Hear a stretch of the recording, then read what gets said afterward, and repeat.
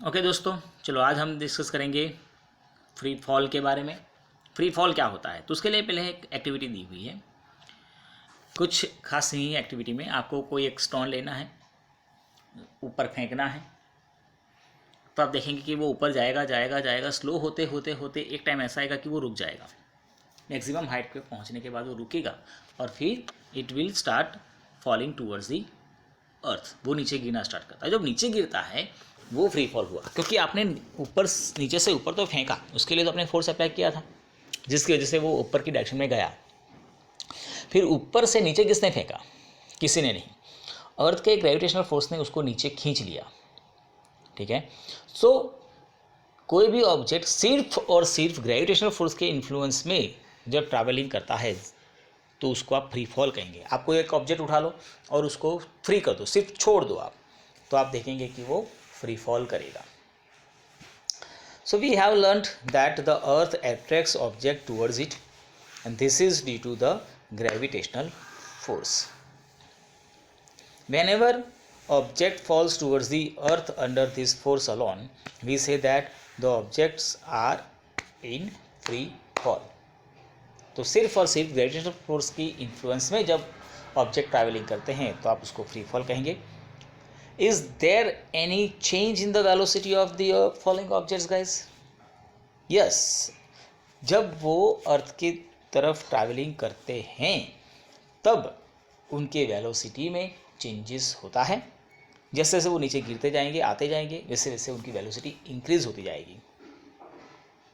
But there is no change in the direction of the motion. लेकिन motion की direction में change नहीं होता है, वो स्ट्रेट डाउन डायरेक्शन में आएंगे। So velocity can be changed by direction not, and you know that any change in the velocity involves acceleration. कोई भी ऑब्जेक्ट जब मोशन में होता है और अगर उसकी वेलोसिटी में चेंज हुआ तो हम उसको एक्सेलरेटेड मोशन कहते हैं दोस्तों। So whenever an object falls towards the earth, an acceleration is involved. जब कोई ऑब्जेक्ट ज़मीन की तरफ, अर्थ के ऊपर, अर्थ की तरफ ट्रैवलिंग करता है, मोशन करता है, तो उसमें एक्सेलरेशन होता ही है। And this is the acceleration which is because of the earth's gravitational force. Earth के ग्रेविटेशनल फोर्स की वजह से ये होता है, और इसीलिए this acceleration is called acceleration due to gravitational force of the earth, और it is also known as gravity. उसको आप ग्रेविटी भी कहते हैं, और ग्रेविटी को हम स्मॉल जी से रिप्रेजेंट करते हैं। देखो, every accelerated motion is not gravity.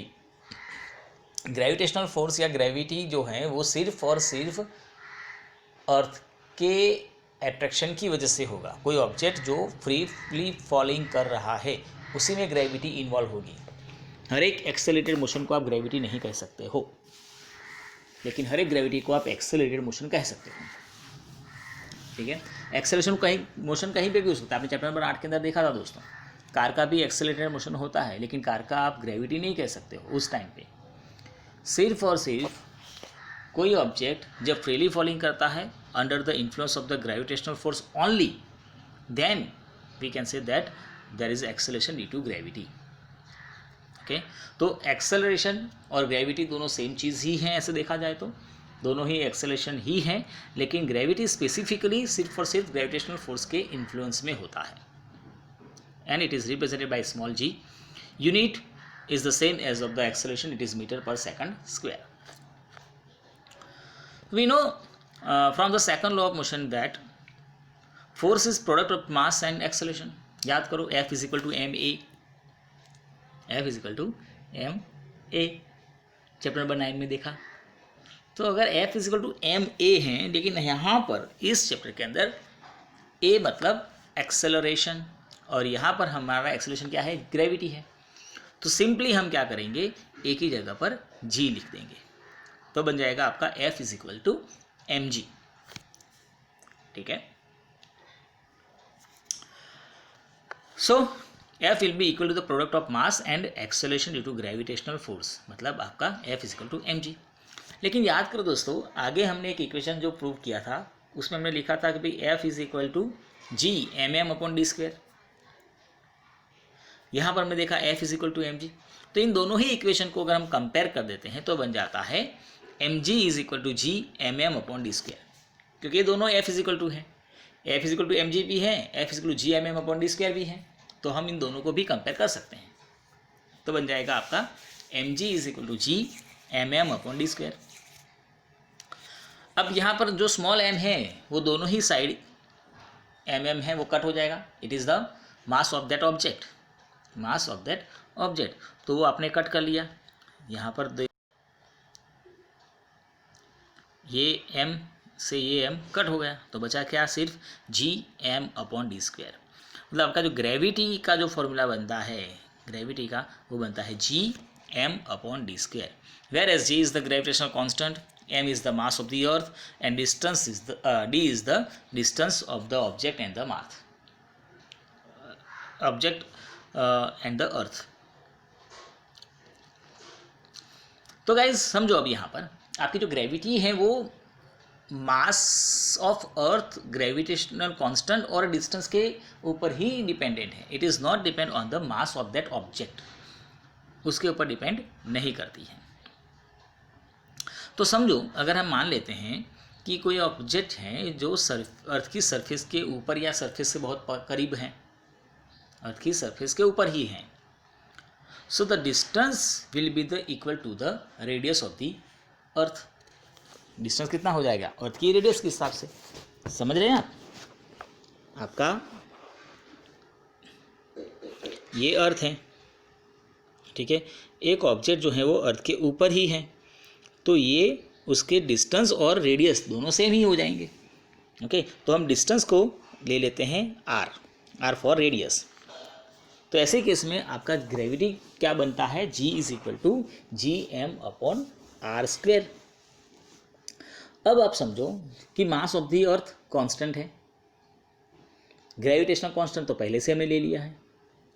अब रेडियस वो भी कांस्टेंट रही जाएगी, रेडियस थोड़ी चेंज होती है, लेकिन यहाँ पर हम अगर जी को आर को कांस्टेंट मान लेते हैं तो क्या होगा, आपका अर्थ के ऊपर जी कांस्टेंट हो जाएगा।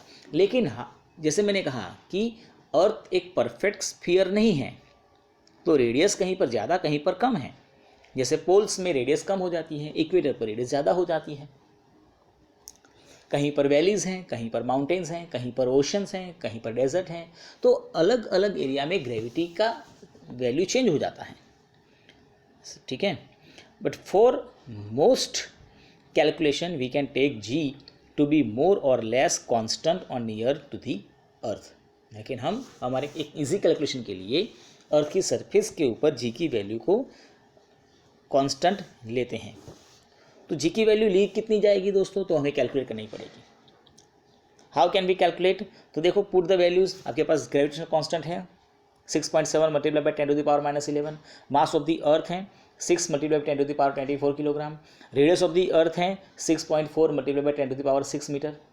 ये सब वैल्यूज़ पुट करेंगे तो आपका आंसर आएगा 9.8 metre per second square. Again दोस्तों ये भी आपको प्रैक्टिस करनी है। 10⁻11 24 और 10⁻6 का स्क्वायर मतलब 12, इसको आप अलग से कैलकुलेट कर दें। फिर 6.7 को 6 से मल्टीप्लाई करें, जो भी आंसर आता है उसको 6.4 से 2 बार डिवाइड करें, ठीक है। Your answer should be 9.8 metre per second square. तो ये जो है आपका ग्रेविटी का कांस्टेंट 9.8। लेकिन याद रखें दोस्तों, ये अर्थ की सरफेस के ऊपर ही रहेगा। जैसे जैसे आप ऊपर जाएंगे, हायर एल्टीट्यूड्स के ऊपर जाएंगे, तो आपका रेडियस या तो डिस्टेंस इंक्रीज होगा, और डिस्टेंस इंक्रीज होगा तो ग्रेविटी की वैल्यू डिक्रीज होती जाएगी। तो हम सिर्फ अर्थ की सरफेस के ऊपर ही जी की वैल्यू को 9.8 लेते हैं।